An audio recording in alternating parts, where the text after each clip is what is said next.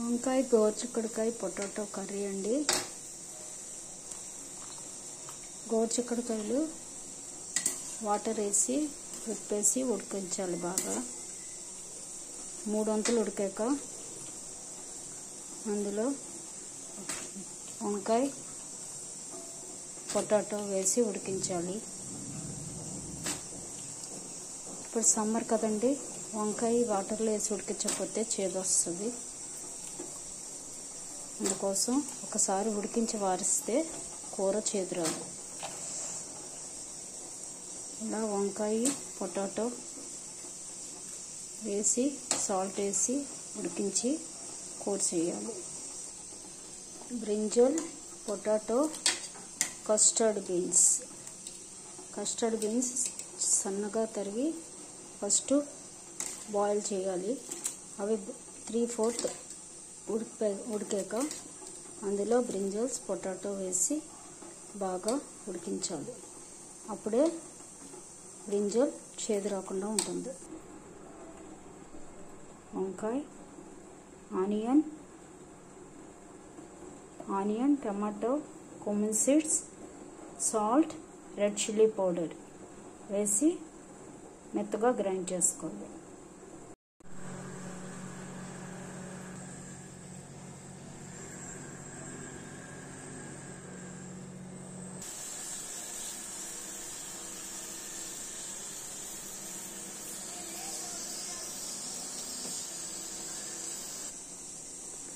వంకాయ గోరుచిక్కుడుకాయ potato curry అండి.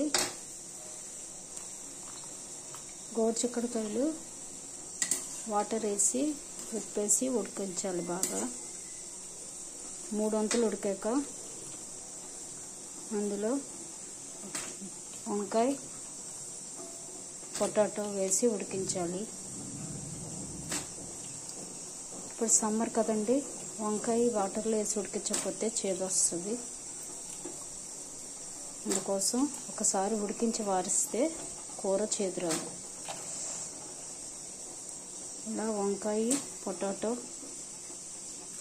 వేసి సాల్ట్ వేసి ఉడికించి కూర చేయాలి.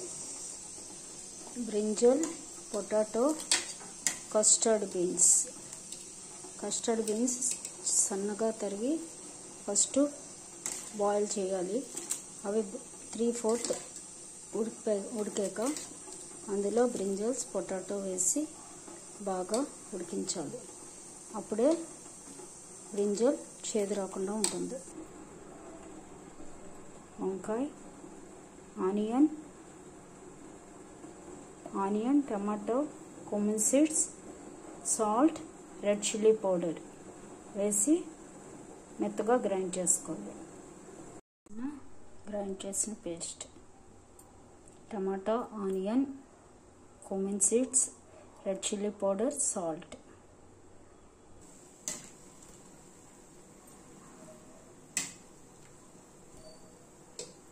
హాయ్ అండి, ఇవాళ వంకాయ గోరుచిక్కుడుకాయ పొటాటో కర్రీ చేద్దాం. ఇందులో గోరుచిక్కుడుకాయ, వంకాయ, పొటాటో వాటర్ పోసి సాల్ట్ వేసి బాయిల్ చేయాలి. ఫస్ట్ గోరుచిక్కుడుకాయ కొంచెం సగం ఉడికాక అప్పుడు వంకాయ పొటాటో వేసి బాయిల్ చేయాలి. ఇలా చేయడం వల్ల వంకాయ చేదు రాకుండా ఉంటుంది. ఇప్పుడు సమ్మర్ కదా, వంకాయలు బాగా చేదు వస్తాయి. ఇది మసాలా అండి. Tomato, onion, cumin seeds, red chilli powder, salt వేసి గ్రైండ్ చేసుకోవాలి. ఇవి బాగా ఉడికిపోయండి. ఇప్పుడు వాటర్ చేయాలి. ఎలాగైనా వార్చుకోవచ్చు, లేదా ప్లేట్ పెట్టైనా వార్చేయచ్చు.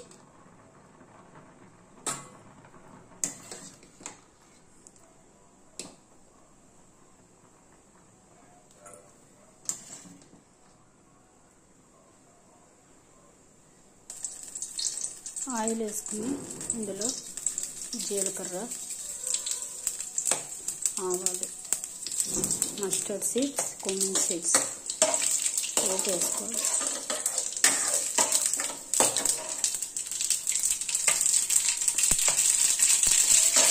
వేగాక ఉడికించిన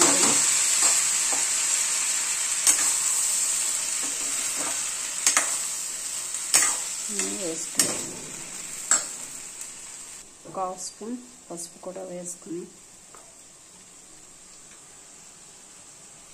దీన్ని ఇందులో వేసేయాలి.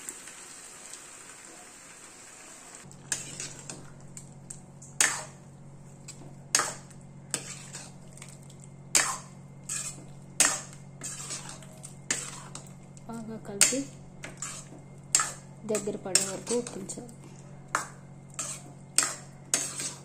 ఇందులో కరివేపాకు,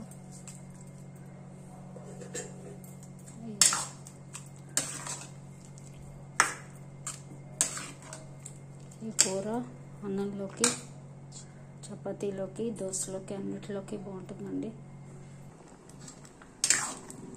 ట్రై చేయండి అందరూ, బాగుంటుంది చాలా.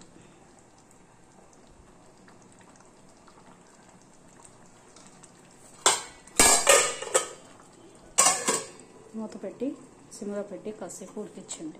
రెడీ అండి.